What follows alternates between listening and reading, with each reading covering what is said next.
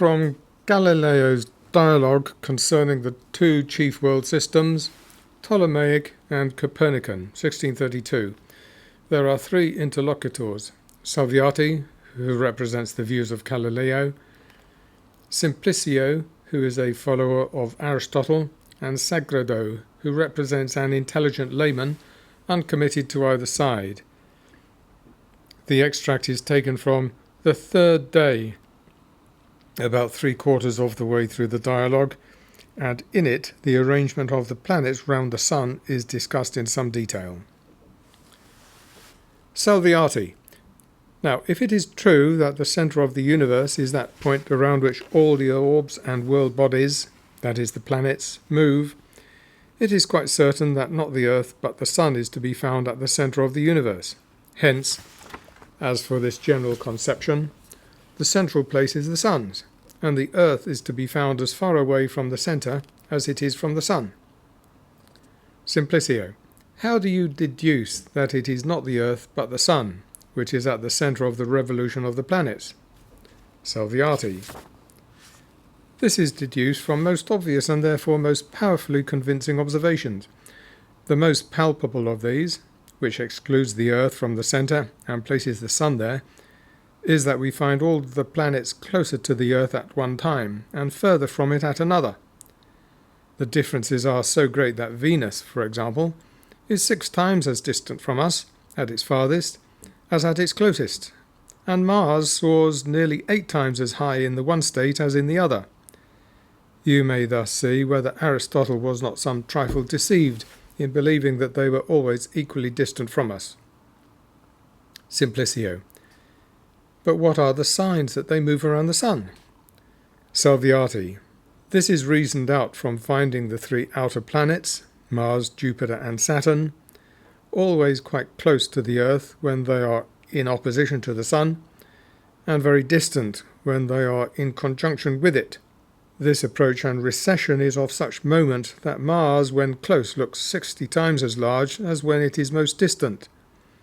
Next, it is certain that Venus and Mercury must revolve around the Sun, because of their never moving far away from it, and because of their being seen now beyond it and now on this side of it, as Venus's changes of shape conclusively prove. As to the Moon, it is true that this can never separate from the Earth in any way, for reasons that will be set forth more specifically as we proceed. Note 1. Heavenly bodies in opposition differ in position by 180 degrees, and in conjunction they have the same longitude, i.e. are passing each other. Sagredo. I have hopes of hearing still more remarkable things arising from this annual motion of the Earth than were those which depended upon its diurnal rotation. Salviati.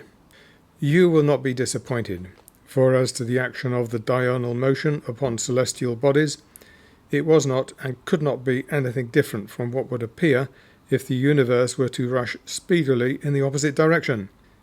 But this annual motion, mixing with the individual motions of all the planets, produces a great many oddities, which in the past have baffled all the greatest men of the world. Now, returning to these first general conceptions, I repeat that the centre of the celestial rotation for the 5 planets, Saturn, Jupiter, Mars, Venus and Mercury, is the Sun. This will hold for the Earth too, if we are successful in placing that in the heavens. Then, as to the Moon, it has a circular motion around the Earth, from which, as I have already said, it cannot be separated.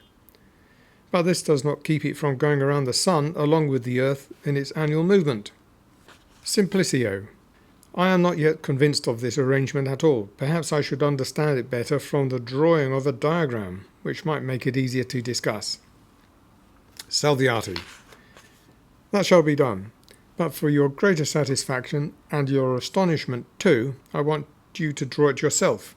You will see that however firmly you may believe yourself not to understand it, you do so perfectly, and just by answering my questions you will describe it exactly. So take a sheet of paper and the compasses. Let this page be the enormous expanse of the universe, in which you have to distribute and arrange its parts as reason shall direct you. And first, since you are sure without my telling you that the Earth is located in this universe, Mark some point at your pleasure where you intend this to be located, and designate it by means of some letter. Simplicio.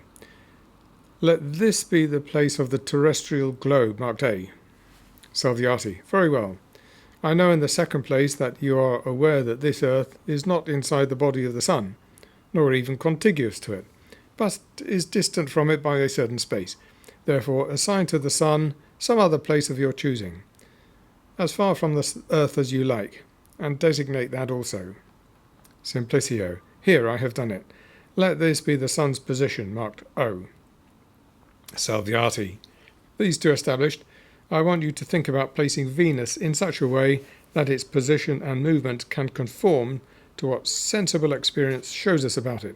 Hence you must call to mind, either from past discussions or from your own observations, what you know happens with this star. Then assign it whatever place seems suitable for it to you. Simplicio. I shall assume that those appearances are correct which you have related, and which I have read also in the booklet of Theses. That is, that this star never recedes from the sun beyond a certain definite interval of 40 degrees or so. Hence it not only never reaches opposition to the sun, but not even quadrature, nor so much as a sextile aspect. Note: quadrature means that heavenly bodies differ in position by 90 degrees, sextile aspect by 60 degrees. Moreover, I shall assume that it displays itself to us about 40 times as large at one time than at another, greater when, being retrograde, it is approaching evening conjunction with the sun, and very small when it is moving forward toward morning conjunction. And furthermore, that when it appears very large, it reveals itself in a horn shape, and when it looks very small, it appears perfectly round. These appearances being correct, I say I do not see how to escape affirming that this star revolves in a circle around the sun, in such a way that this circle cannot possibly be said to embrace and contain within itself the earth, nor to be beneath the sun, that is, between the sun and the earth, nor yet beyond the sun. Such a circle cannot embrace the earth, because then Venus would sometimes be in opposition to the sun. It cannot be beneath the sun, for then Venus would appear sickle-shaped at both conjunctions, and it cannot be beyond the sun, since then it would always look round and never horned. Therefore, for its lodging, I shall draw the circle CH around the sun, without having this include the earth. Salviati.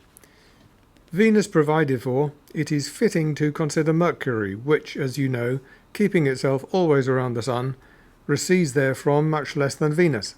Therefore consider what place you should assign to it. Simplicio. There is no doubt that, imitating Venus as it does, the most appropriate place for it will be the smaller circle, within this one of Venus, and also described about the sun. A reason for this, and especially for its proximity to the sun, is the vividness of Mercury's splendour surpassing that of Venus, and all the other planets. Hence, on this basis, we may draw its circle here, and mark it with the letters BG. Salviati.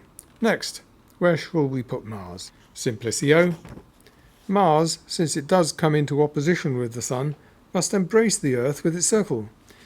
And I see that it must also embrace the sun, for, coming into conjunction with the sun, if it did not pass beyond it but fell short of it, it would appear horned as Venus and the moon do. But it always looks round. Therefore its circle must include the sun as well as the earth. And since I remember your having said that when it is in opposition to the sun, it looks 60 times as large as when in conjunction, it seems to me that this phenomenon will be well provided for by a circle around the sun embracing the earth, which I draw here and mark DI. When Mars is at the point of D, it is very near the earth and in opposition to the sun, but when it is at the point I, it is in conjunction with the sun and very distant from the earth.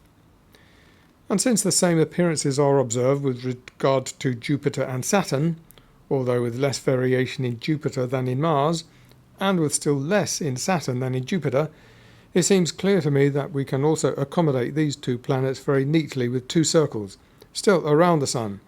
This first one for Jupiter I mark EL, the other, higher, for Saturn is called FM. Salviati. So far you have comported yourself uncommonly well, and since, as you see, the approach and recession of the three outer planets is measured by double the distance between the Earth and the Sun. This makes a greater variation in Mars than in Jupiter, because the circle DI of Mars is smaller than the circle EL of Jupiter. Similarly, EL here is smaller than the circle FM of Saturn, so the variation is still less in Saturn than in Jupiter, and this corresponds exactly to the appearances. It now remains for you to think about a place for the Moon. Simplicio. Following the same method, which seems to me very convincing, since we see the Moon come into conjunction and opposition with the Sun, it must be admitted that its circle embraces the Earth. But it must not embrace the Sun also, or else when it was in conjunction it would not look horned, but always round and full of light. Besides, it would never cause an eclipse of the Sun for us, as it frequently does, by getting in between us and the Sun. Thus one must assign to it a circle around the Earth, which shall be this one, NP, in such a way that when at P it appears to us here on the Earth at A as in conjunction with the Sun, which sometimes it will eclipse in this position. Placed at N, it is seen in opposition to the Sun, and in that position it may fall under the Earth's shadow and be eclipsed. Salviati. Now what shall we do, Simplicio, with the fixed stars? Do we want to sprinkle them through the immense abyss of the universe at various distances from any predetermined point, or place them on a spherical surface extending around a centre of their own, so that each of them will be the same distance from that centre? Simplicio. I had rather take a middle course, and assign to them an orb described around a definite centre, and included between two spherical surfaces, a very distant concave one, and another closer and convex, between which are placed at various altitudes the innumerable host of stars.